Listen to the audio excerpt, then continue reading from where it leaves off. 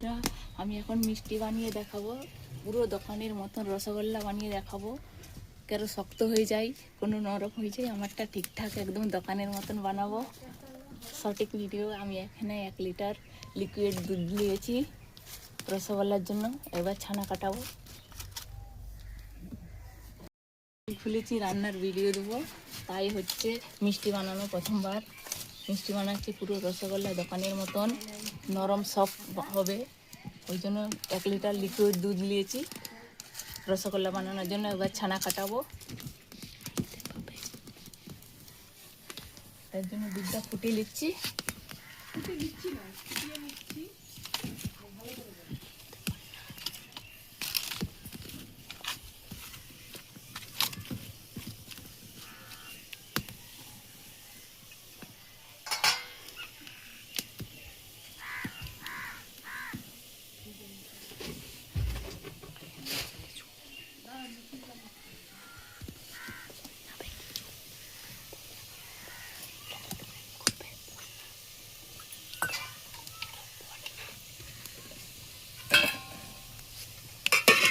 দুধটা ফুটে নিচ্ছি, নেড়ে চেড়ে ফুট ধরে গেলে একটু ভিনেগার দিয়ে ছানাটা কাটিয়ে দেবো।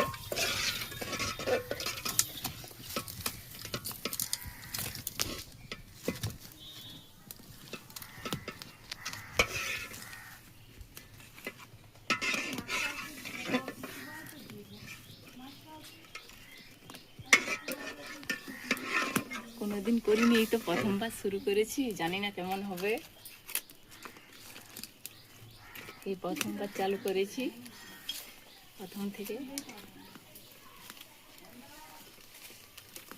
জানি না ঠিকঠাক করতে পারবো না,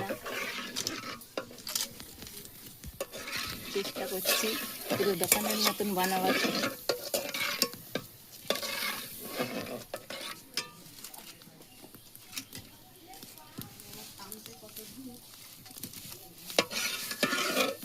আমরা ভাবি দোকানে হচ্ছে কীভাবে বানাই, কিন্তু দেখে মনে হচ্ছে এবারে বানাতে পারবো। চেষ্টা করছি পুরো দোকানের মতন বানাবার।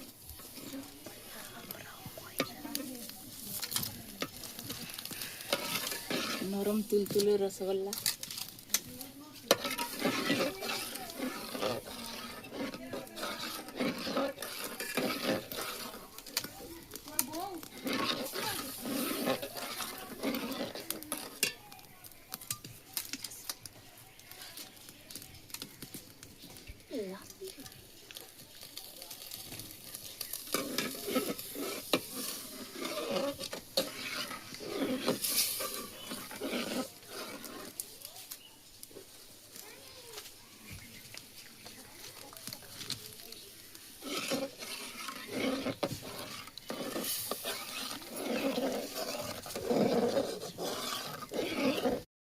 ফুটে গেছে ছানা কাটাবার মতন। এবার একটু ভিনেগার দিয়ে ছানাটা কাটিয়ে নেব।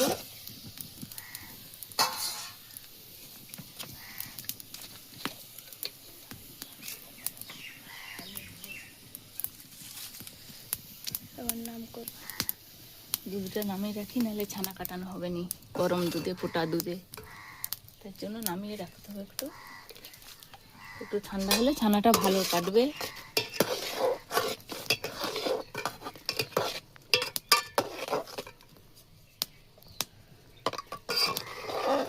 ফোটা দুধে চট করে ছানা কাটতে চাইনি, এই জন্য হালকা ঠান্ডা করলে ছাড়া দুধটা, তারপরে ছানাটা ঠিকঠাক হবে রসমালাইয়ের জন্য।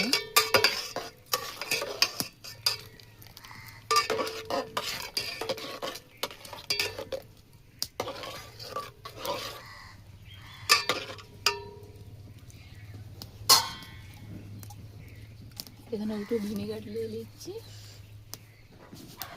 1 ঢাকা জলের সাথে মিশিয়ে দিলাম। ডিমটা দুধে দিয়ে দেবো, ছানাটা খুব ভালোভাবে কেটে যাবে।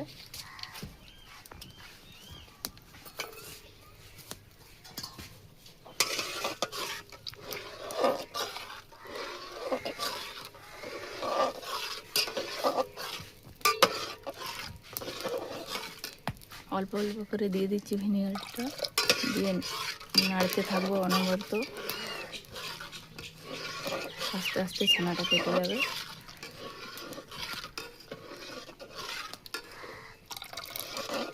আমি তো জানি না, প্রথমবার রান্না ভিডিও খুলেছি, ইউটিউব চ্যানেলে করতে পারি নাকি ঠিকঠাক।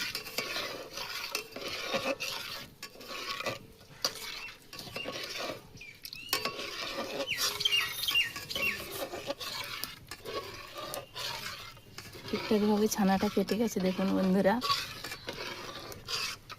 কত সহজে ছানা কেটে গেল তাড়াতাড়ি। 1 লিটার লিকুইড দুধে অনেকটা ছানা দেখাচ্ছে কেটেছে।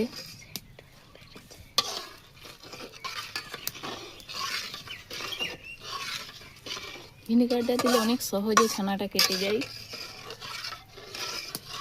খুব সুন্দর ছানা কেটে গেছে।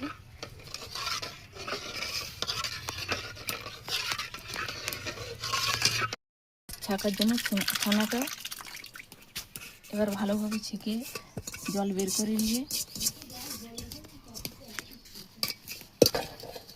এইটা ছানাটাকে রসমালাইয়ের জন্য তৈরি করব। রসগোল্লার জন্য ছানার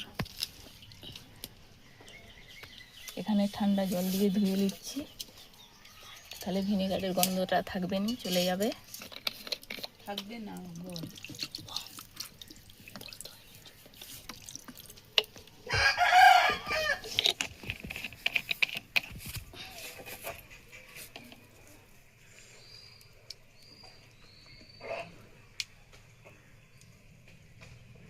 খুব ভালোভাবে ধুয়ে নিয়েছি।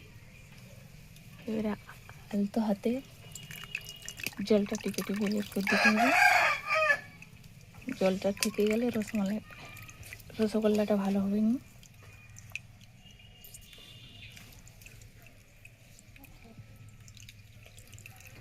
নিয়ে দিয়েছি, এবারে ছানাটা ঢালছি, জলটা ঝরিয়ে দিয়েছি। জানি না, এই প্রথমবার করছি, কীরকম হবে আমি তো ঠিক জানি না।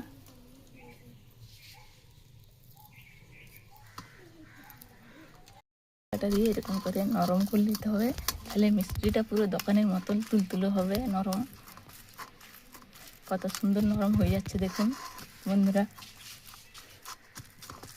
2-3 বার ঘুরিয়ে নেবো এরকম করে, তাহলে ভালো মিষ্টিটা ফাটবে না, নরম হবে, শক্ত হবে না। পুরোপুরি তৈরি হয়ে গেছে ছানাটা।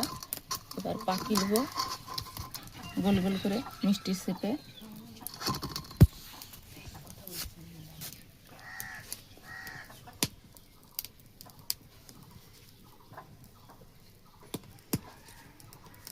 এরকম ছোট ছোট পাকাচ্ছি, আপনারা বড়ও করতে পারেন।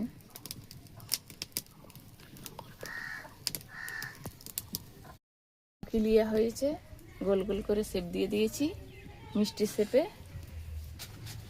এবার কড়াই বসিয়ে দিলাম রসের জন্য। এখানে 1 বাটি মাপের চিনি নিয়েছি, রসটা বেশি দিতে হবে, নাইলে হচ্ছে রসেই তো এগুলো মিষ্টিগুলো সিদ্ধ হবে। এই জন্য এখানে 1 বাটি চিনি নিয়েছি।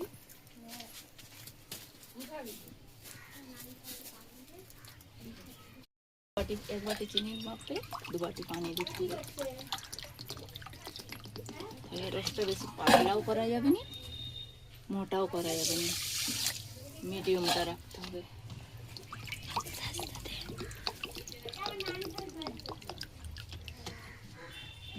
এখানে 2 বাটি পানি দিয়ে দিয়েছি রসের জন্য।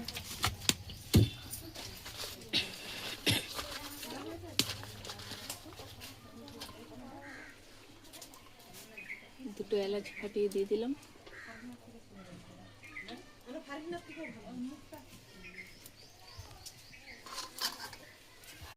পুরোপুরি গলে গেছে, ফুট ধরে গেলেই মিষ্টিগুলো একে একে ছেড়ে দেবো রসের মধ্যে। ফুট ধরলে কিন্তু বন্ধুরা রসটা ঠিকঠাক হবে।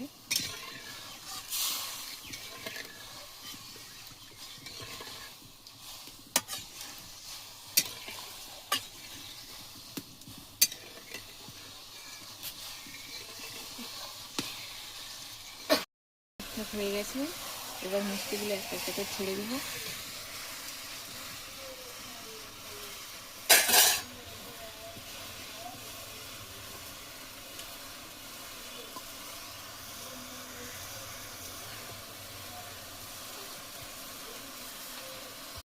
সব ছাড়া হয়ে গেছে, 5 মিনিট ঢেকে দেবো।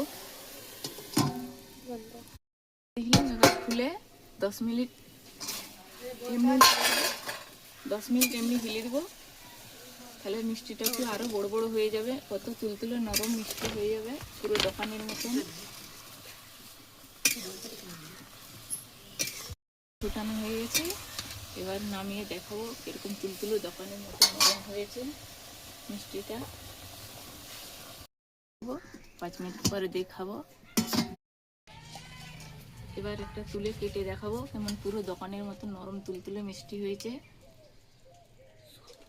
পুরো দোকানের মতন। দেখুন বন্ধুরা, পুরো দোকানের মতন হয়েছে মিষ্টিটা, পুরো নরম তুলতুলো, পুরো দোকানের মতন একবারে নরম হয়েছে।